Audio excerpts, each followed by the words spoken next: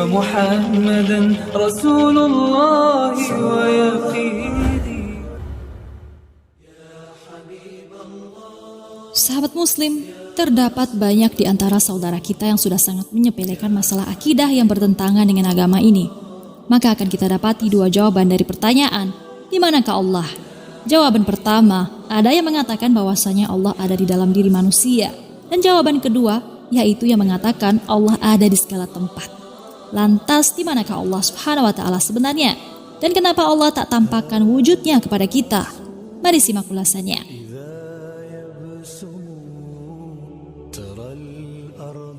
Kuman, bakteri, virus, dan makhluk kecil lainnya adalah makhluk Allah yang tak terlihat. Tapi kenapa kita yakin bahwa makhluk kecil ini ada? Bukankah seharusnya kita lebih layak lagi mempercayai keberadaan Raja dari segala raja, Sang Pencipta, Pemilik, Penguasa, Pengurus, serta pemusnah segala sesuatu? Baiklah, kita katakan saja, Allah juga tak terlihat dan tak tampak wujudnya. Lalu kenapa kita seorang Muslim percaya akan keberadaannya? Jawabannya karena iman. Iman adalah sebuah keyakinan yang patut ditanamkan seorang Muslim, apalagi terkait keberadaan Rabb-nya. Allah Subhanahu wa Ta'ala memang tak terlihat, namun Dia selalu ada mengawasi makhluknya. Lantas di manakah keberadaan Allah? Fitrahnya ketika ditanya di mana Allah, anak kecil biasanya akan menjawab di atas atau di atas langit. Kenapa mereka menjawab demikian? Dahulu seorang budaknya Muawiyah bin Hakam As-Sulami juga menjawab hal serupa ketika Nabi SAW bertanya tentang keberadaan Allah. Di manakah Allah? Tanya Rasulullah. Jawab budak perempuan, di atas langit. Beliau bertanya lagi, siapakah aku? Jawab budak perempuan itu, engkau adalah Rasulullah. Beliau SAW bersabda, merdekakan dia, karena sesungguhnya dia seorang mukminah atau perempuan yang beriman. Hadis riwayat Muslim dan lainnya. Berikut beberapa ayat Al-Quran tentang keberadaan Allah Subhanahu wa Ta'ala. Rabb yang Maha Pemurah, yang bersemayam di atas arsy. Quran Surah Toha ayat 5. Kemudian Dia istiwa atau bersemayam di atas arsy. Quran Surah Al-A'raf ayat 54. Apa itu arsy? Dan di mana arsy? Syekh Abdurrahman bin Nasir As-Sa'di rahimahullah dalam kitab tafsirnya mengatakan bahwa Allah itu pemilik arsy yang agung. Besarnya arsy itu seluas langit, bumi, dan kursi.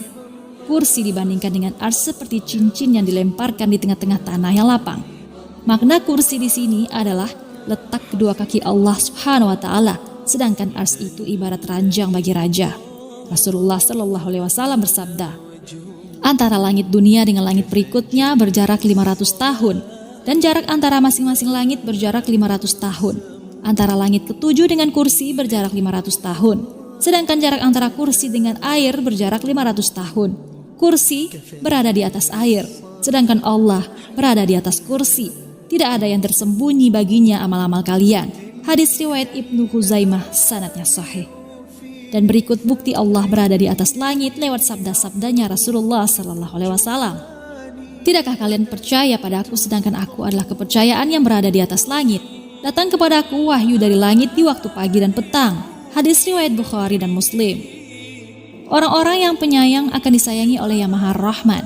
Sayangilah siapa saja yang ada di bumi, niscaya kalian akan disayangi oleh yang berada di atas langit. Hadis riwayat Abu Daud dan Tirmizi. Ayat-ayat dan hadis-hadis tadi jelas sekali menunjukkan ketinggian dan keberadaan Allah Subhanahu wa Ta'ala di atas langit.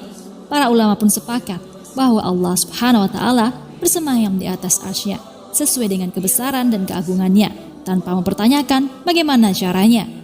Akan tetapi realitanya sekarang amat sangat memprihatinkan. Hal ini justru telah menjadi bahan olok-olokan. Ada golongan yang mengatakan bahwasanya Allah berada di setiap tempat atau Allah berada di mana-mana. Ada golongan yang mengatakan bahwasanya Allah ada di dalam setiap diri kita. Logikanya, mereka mengatakan Allah itu banyak, sebanyak bilangan makhluk. Maka akidah ini tak ada bedanya dengan kaum Nasrani yang mengakui adanya 3 Tuhan atau Trinitas. Yang lebih mengejutkan lagi, golongan yang mengatakan bahwa Allah itu tidak di atas, tidak di bawah, tidak di kanan, tidak di kiri, tidak di depan, tidak di belakang. Jadi Allah itu berada di mana? Lalu selama ini, siapa Tuhan yang mereka sembah? Baik, contoh kecil yang dapat kita lihat dan rasakan ketika kita sedang mengalami ujian ataupun musibah. Kemana arah tangan kita? Kemana tujuan pandangan mata kita?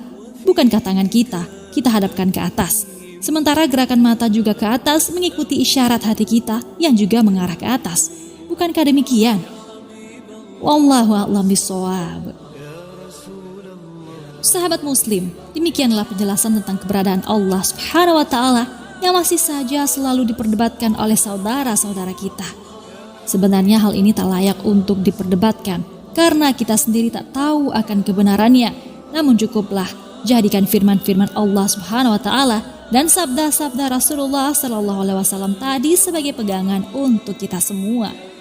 Jangan lupa berbagi informasi dengan cara share video ini, karena barang siapa yang menunjuki kepada kebaikan, maka dia mendapatkan pahala seperti pahala orang yang mengerjakannya.